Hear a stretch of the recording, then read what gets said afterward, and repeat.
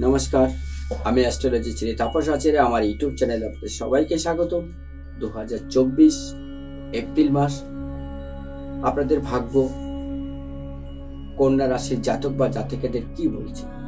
এই কন্যা রাশির জাতক বা জাতিকারা প্রচন্ড রোমান্টিক, প্রচন্ড আবেগ এবং প্রচন্ড মেধা। এই কন্যা রাশির জাতক বা জাতিকারা কিন্তু বারবার ঠকর খান এবং বারবার আপনারা মানুষের কাছে ঠিকই শেখেন। আপনাদের থিওরিক্যালের থেকে প্র্যাকটিক্যালটা বেশি জ্ঞান। তার কারণ আপনারা প্রতি মুহূর্তে ঠকে আসছে। তার কারণ আপনারা একটু নরম পরিবার। আপনারা কিন্তু মানুষ কাছ থেকে সবসময় ঠকে আসেন। তার কারণ কি, মানুষের আঘাত দেবার কথা আপনারা বলতে পারেন না। আপনারা কিন্তু ভিতরে ভিতরে ভিতরে ভিতরে গুমরান।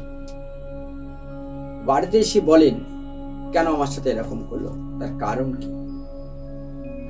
আধ্যাত্মিক চেতনা বোধ আপনাদের ভিতরে মায়া, আপনাদের ভিতরে একটা দয়া, এবং আপনারা মানুষকে কিন্তু খুব সম্মান দেন, কিন্তু সেই যোগ্য সম্মান কিন্তু আপনি পাচ্ছেন না। তার কারণ আপনার যে আরাধ্য দেবী, সেটা কিন্তু আপনি পুজো করছেন। আপনি কি করছেন?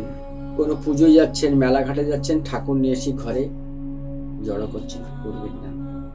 আপনি একজনকে পুজো করুন, তবে আপনার জীবনে কিন্তু সম্পূর্ণ সফলতার মুখ দেখবেন। কোন অ্যাস্ট্রোলজার বা কোনো জ্যোতিষী তো আপনার বলে দেয়নি। আমি বলে দিচ্ছি, যারা কন্যা রাশির জাতক বা জাতিকারা, তারা একমাত্র মা কালীকেই পুজো করবেন। দেখবেন সমস্ত কাজে আপনাদের সফলতা।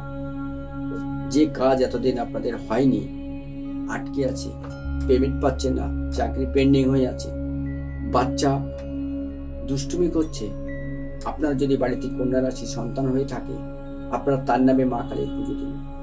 মা কালীকে শুধু আপনারা মানুন, দেখবেন আপনার জীবনে পরিবর্তন আসতে বাধ্য। সঠিক পথ, সঠিক চিন্তা ভাবনা আপনারা এগোন। একজনকে মানুন, গুরুজনকে মানলে কিন্তু আপনাদের ভিতরে কনফিউশন চলে আসবে।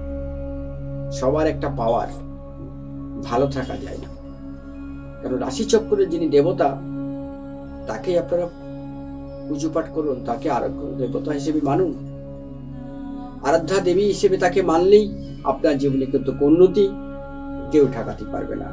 আজকে এইটুকু করে ছোট্ট করে আপনাদেরকে বললাম। আপনারা শুধু এই কথা বা এই পথটা অবলম্বন করুন, আপনার জীবনে কিন্তু উন্নতি শিওর। নমস্কার, ভালো থাকুন।